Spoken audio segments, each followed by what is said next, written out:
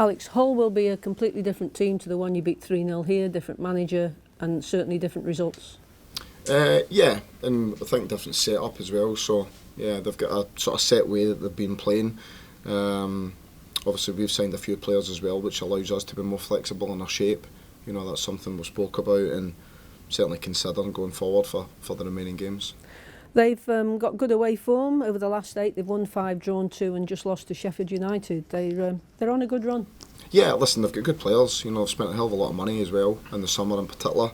I think the boy Estepan at the top end of the pitch has got double figures in terms of goals for them. I think they've got good energy in the middle of the pitch, and they've got a good balance in terms of the players that they have in the squad. So it's going to be a tough game, but as we showed the last time at their place, we're capable of winning the game, and we want to make sure we put a good performance in. Against Luton, the start wasn't great. I mean, Luton were at it from the first minute. Their intensity was really difficult to cope with. If you can produce the same intensity that you did, for example, against Reading, it should make for a really exciting game. Yeah, strangely, I watched the game back and I don't disagree with what you're saying, but actually the first few minutes of the game we actually start quite bright. I think we get Dijon Sterling in behind Luton down the far side.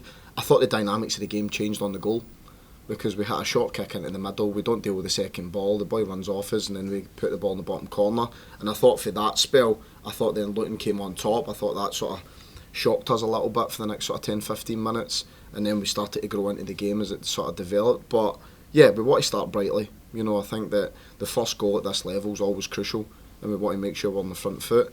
We understand the importance of the game, the importance of the week, and this sort of next batch of games coming up in February, and we need to attack it with everything we've got.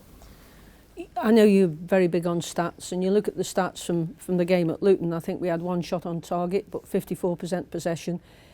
In situations where Stoke are at the moment, where it's very up and down, do you find it harder to get the players to play the way you want? I mean, the hardest thing to ask players to do is be creative with the ball. Do you find that they're brave, or you find that they're like lots of players, they go into their shell a bit?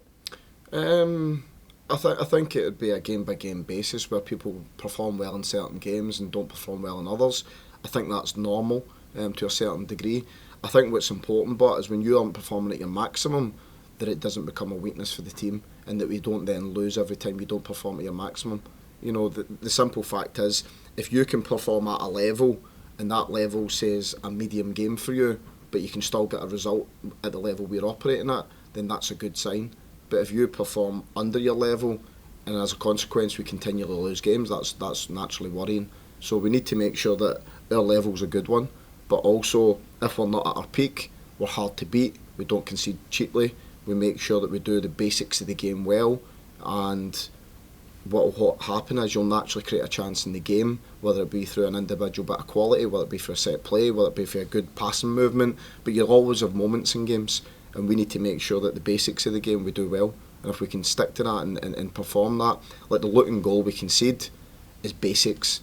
Luton haven't done anything spectacular there. You know, you could argue the finish at the end's a good finish for the lad, but it's a header, he's took it in, he's popped it off in a midfield run for the middle of the park. I mean, it really is basic stuff. There's not anything that's sort of weird or wonderful in there.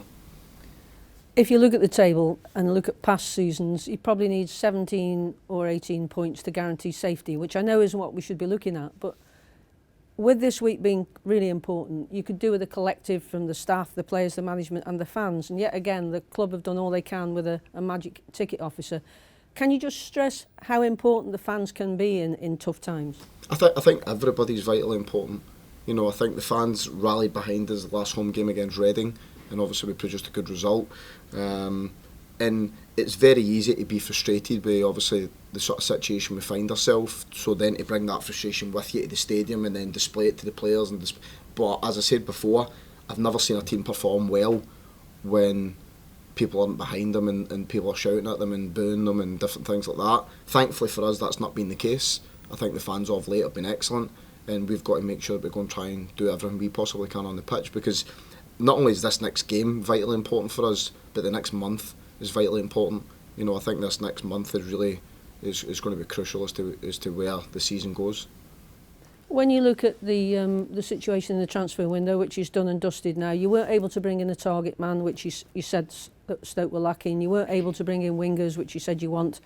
And now there's been an injury to Timon, which luckily isn't as bad as you thought. Does that mean now you have to go back to the drawing board in terms of your formation because you're not as secure to be as flexible as you wanted to be? Yeah, listen, everybody's got their ideal scenario, what they would want their squad to look like and what their team. But when I came in, I knew what I was coming into. I knew what it looked like.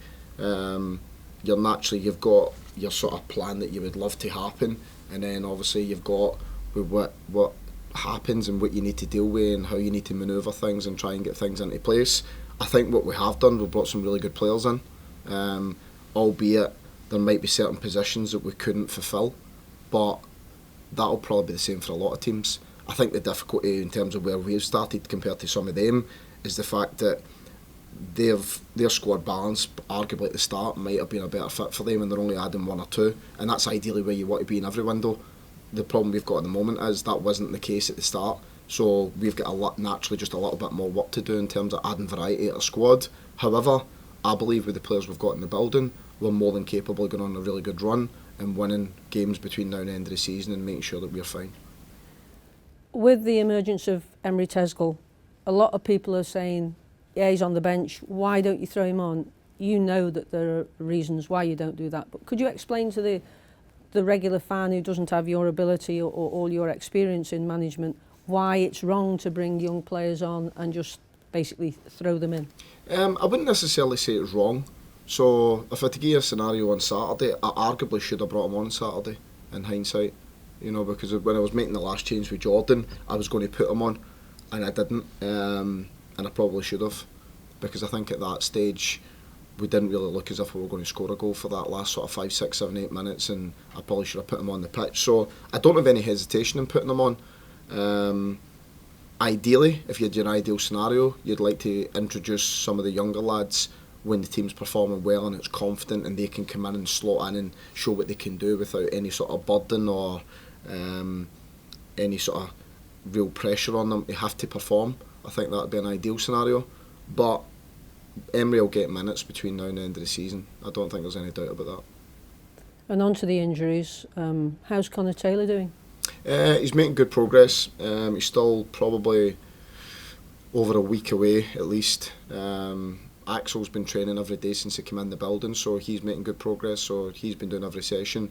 Ben Pearson joined in part of the session yesterday. Sam Clucas joined in part of the session yesterday. Nick Powell joined in part of the session yesterday. So yeah, on that front we're making good progress in terms of we're not far away from getting people back. And Josh Timon, what's your expected return date for Josh? Well, the difficulty you've got is you work off the scan, so that obviously gives us the factual basis in terms of what's happened, but then you need to work off the symptoms. So Josh originally has been on a lot of plane, hence the reason why we rushed him to the hospital, because we thought he was really struggling. The scan isn't as bad as we first feared. So we're hoping that it's going to be weeks rather than months as it suggested at the start, and obviously we'll just work off of how Josh feels, and when Josh feels ready we'll get him built up and we'll obviously get him reintroduced back into the team.